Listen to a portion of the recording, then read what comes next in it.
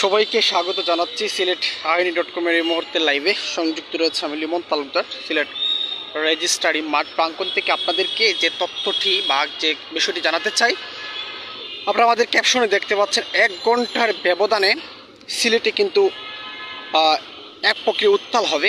এক দিক দিয়ে যুবলীগ মাঠে থাকবে, আর এক দিক দিয়ে আসলে কিন্তু বিএনপি জেলা মহানগর বিএনপি যৌথ তারা থাকবে মাঠে। অর্থাৎ সিলেট রেজিস্ট্রারি মাঠের দখলে থাকবে বিকাল 3টার সময় বিএনপি তত্ত্বাবধানে, অর্থাৎ বিএনপির দখলে আজ একটু পরে 3টার সময়, ঠিক 3টার সময় কিন্তু মাঠে থাকবে বিএনপির জেলা বিএনপি এবং মহানগর বিএনপির যৌথ উদ্যোগে একটি সমাবেশ রয়েছে এবং সমাবেশ শেষে বিক্ষোভ মিছিল রয়েছে।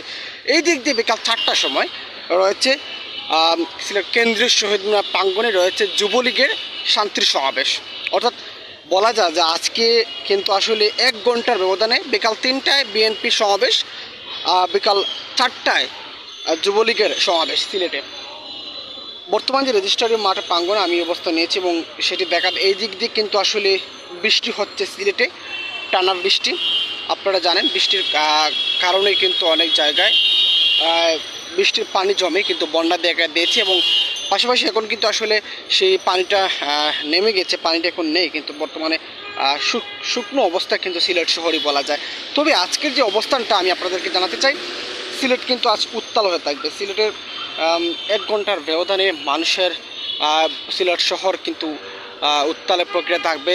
এই দিক দিয়ে জিন্দাবাজার অবস্থান থাকবে কিন্তু আওয়ামী যুবলীগ, এবং এই দিক দিয়ে থাকবে কিন্তু বন্দরের পাশাপাশি রেজিস্ট্রারি মাঠে তালতলা পয়েন্টে থাকবে কিন্তু আবার বিএনপি মহানগর বিএনপি এবং জেলা বিএনপি যৌথ উদ্যোগ দিয়ে মিছিলও, তারা সমাবেশে সে মিছিলও রয়েছে। দর্শক যে যেখান থেকে আমাদের এই মুহূর্তে লাইভটি দেখতে পাচ্ছেন সেটি আসলে শেয়ার করে সঙ্গে থাকবেন, আপনাদের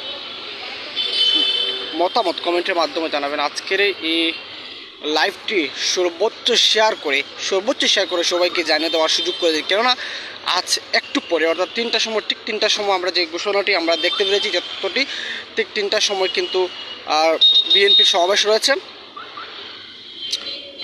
এবং 4টার দিকে কিন্তু যুবলীগের সমাবেশ রয়েছে। সিলেটে স্থানটা যদিও আলাদা হচ্ছে, বিএনপির সমাবেশটি হচ্ছে সিলেট রেজিস্ট্রারি মাঠ থেকে এবং যুবলীগের সমাবেশটি হচ্ছে সিলেট কেন্দ্রীয় শহীদ মিনার থেকে।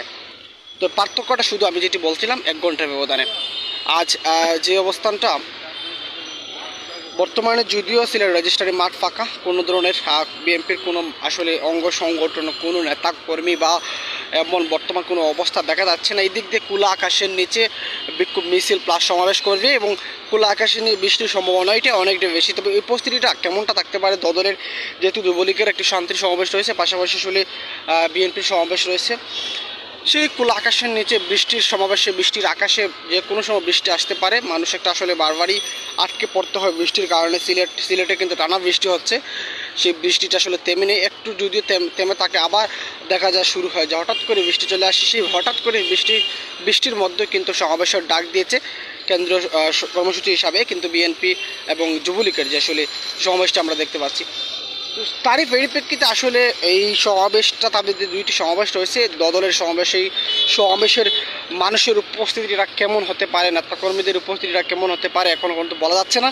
তবে বর্তমান যে পরিস্থিতি সিলেট রেজিস্ট্রারি মাঠে আমি অবস্থান নিচ্ছি, সিলেট রেজিস্ট্রারি মাঠের অবস্থান আসলে বলা যায় নীরব স্তপে পড়ে আছে এবং এখনও পর্যন্ত কোনো নেতাকর্মীর উপস্থিতি বা দেখতে পাইনি। তবে এখন বাংলাদেশ সময় 1:46 বাজে, অর্থাৎ কিন্তু আর কিছু সময়ের পর 3টার সময় রয়েছে কিন্তু ঘোষণা রয়েছে 3টার সময় কিন্তু বিএনপির নেতা কর্মীদের সমাবেশ এবং বিক্ষোভ মিছিলের কথা রয়েছে। তবে আবার ঠিক 4টার সময় কিন্তু সিলেট কেন্দ্রীয় শহীদ মিনার প্রাঙ্গণে যুবলীগের সমাবেশ রয়েছে।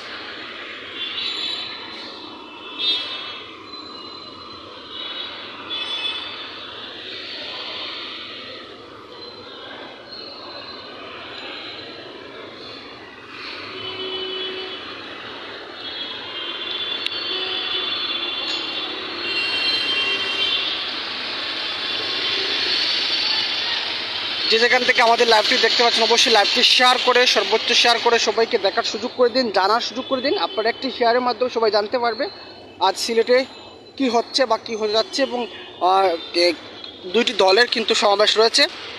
বলা যায় আজকে সিলেট নগরী কিন্তু উত্তালে থাকবে। এদিক দিয়ে কিন্তু বিএনপির সমাবেশ শেষে মিছিলও রয়েছে।